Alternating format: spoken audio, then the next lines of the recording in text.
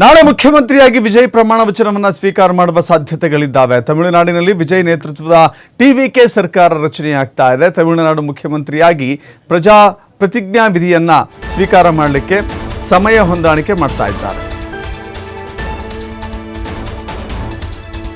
TVK ಮುಖ್ಯಸ್ಥ ವಿಜಯ್ ಮುಖ್ಯಮಂತ್ರಿಯಾಗಿ ಪ್ರಮಾಣ ವಚನವನ್ನು ಸ್ವೀಕಾರ ಮಾಡುವಂತ ದಿನ ಅಂತ ಹೇಳಿದ್ರೆ ಅದು ನಾಳೆ. ಇವತ್ತು ಚೆನ್ನೈಗೆ ಆಗಮಿಸ್ತಾರೆ ರಾಜ್ಯಪಾಲ ರಾಜೇಂದ್ರ ಅರ್ಲೇಕರ್. ನಾಳೆ ವಿಜಯ್ಗೆ ಪ್ರತಿಜ್ಞಾ ವಿಧಿಯನ್ನು ಬೋಧಿಸ್ತಾರೆ. ಚೆನ್ನೈನ ನೆಹರು ಸ್ಟೇಡಿಯಂನಲ್ಲಿ ಪ್ರಮಾಣ ವಚನವನ್ನು ಸ್ವೀಕಾರ ಮಾಡುವಂಥ ಸಾಧ್ಯತೆಗಳಿದ್ದಾವೆ. ಲೋಕಸಭೆ ವಿಪಕ್ಷ ನಾಯಕ ರಾಹುಲ್ ಗಾಂಧಿಯ ಸಂಪರ್ಕದಲ್ಲಿದ್ದಾರೆ ವಿಜಯ್. 108 ಸೀಟುಗಳನ್ನು ಪಡೆದಿರುವಂಥ ವಿಜಯ್ 118 ಮ್ಯಾಜಿಕ್ ನಂಬರನ್ನು ತಲುಪಬೇಕಾಗಿದೆ. ಇನ್ನು 10 ಸೀಟುಗಳ ಹೊಂದಾಣಿಕೆ ವಿಚಾರದಲ್ಲಿ ಬೇರೆ ಬೇರೆ ಪಕ್ಷಗಳ ಜೊತೆ ಮಾತುಕತೆಯನ್ನು ನಡೆಸ್ತಾ ಇದ್ದಾರೆ.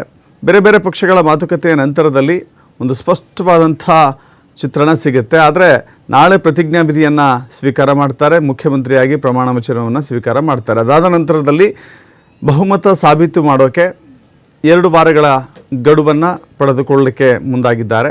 ಅವಕಾಶ ಇದೆ ಕಾನೂನಿನಲ್ಲಿ. ಅಷ್ಟೊತ್ತಿಗಾಗಲೇ ಬೇರೆ ಬೇರೆ ಪಕ್ಷಗಳ ಜೊತೆ ಮಾತುಕತೆಯನ್ನು ಮಾಡಿ ಸಂಪೂರ್ಣ ಯಶಸ್ವಿಯಾದಂಥ ಸಚಿವ ಸಂಪುಟವನ್ನು ಕೂಡ ರಚನೆ ಮಾಡಲಿಕ್ಕೆ ಅವಕಾಶವಾಗುತ್ತೆ. 108 ಕ್ಷೇತ್ರಗಳಲ್ಲಿ ಗೆದ್ದು ಬೀಗಿರುವಂಥ ವಿಜಯ್ಗೆ ಸವಾಲು ಅಂತ ಹೇಳಿದರೆ ಇನ್ನೂ 10 ಸೀಟುಗಳನ್ನು ಹೊಂದಿಸಿಕೊಳ್ಳುವುದು. ಸೊ ಹೀಗಾಗಿ ರಾಹುಲ್ ಗಾಂಧಿಯವರ ಜೊತೆ ಸಂಪರ್ಕದಲ್ಲಿದ್ದಾರೆ. ತಮಿಳುನಾಡಿನಲ್ಲಿ 5 ಕ್ಷೇತ್ರಗಳನ್ನು ರಾಹುಲ್ ಗಾಂಧಿ ಅಥವಾ ಕಾಂಗ್ರೆಸ್ ಗೆದ್ದುಕೊಂಡಿದೆ. ಆ 5 ಕ್ಷೇತ್ರಗಳನ್ನು ಪಡೆದುಕೊಂಡ್ರೆ 5 ಕ್ಷೇತ್ರಗಳನ್ನು ಅಥವಾ 5 ಶಾಸಕರ ಬಲವನ್ನು ಟಿವಿಕೆ ಪಡೆದುಕೊಂಡ್ರೆ ಇನ್ನು ಉಳಿದಿರುವಂಥದ್ದು 6 ಕ್ಷೇತ್ರಗಳು ಅಥವಾ 6 ಸೀಟುಗಳನ್ನು ತೆಗೆದುಕೊಳ್ಬೇಕಾಗತ್ತೆ. ಸಣ್ಣ ಪುಟ್ಟ ಪಕ್ಷಗಳು ಕೂಡ 2, 2, 4 ಅಂತ ಹೇಳಿ ಗೆದ್ದಿರುವಂಥ ನಿದರ್ಶನಗಳು ಕೂಡ ಇದ್ದಾವೆ. ಒಟ್ಟುಗೂಡಿಸಿದರೆ ಬಹುಮತಕ್ಕೆ ಬೇಕಾದಂಥ ನಂಬರ್ಗೆ ತಲುಪುವ ಎಲ್ಲ ಅವಕಾಶಗಳಿದ್ದಾವೆ. ಆದರೆ ಯಾವ ಸ್ಟ್ರಾಟಜಿಯನ್ನು ವಿಜಯ್ ಇಲ್ಲಿ ಅನುಸರಿಸ್ತಾರೆ ಅನ್ನೋದು ಬಹಳ ಮುಖ್ಯವಾಗುತ್ತೆ.